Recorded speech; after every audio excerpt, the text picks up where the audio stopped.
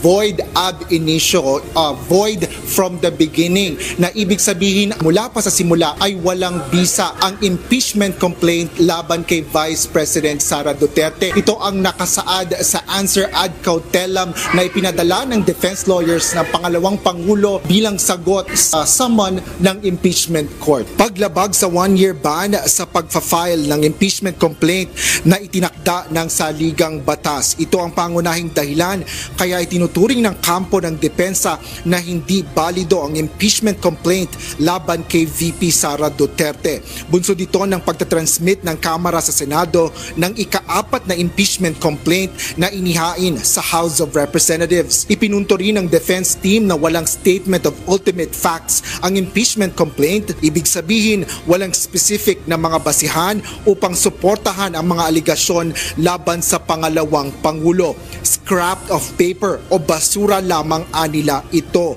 Kaya't maituturing lamang anila na pang-aabuso lamang sa impeachment process ang impeachment complaint laban sa Pangulo. Unang dinala ang kopya sa House of Representatives mag-aalas 4 ng hapon kanina na kinumpirma ni Attorney Princess Abante, tagapagsalita ng Kamara. Bibigyan naman ng 5 araw ang House Prosecution Panel para sumagot sa reply sa summons ni VP Sara.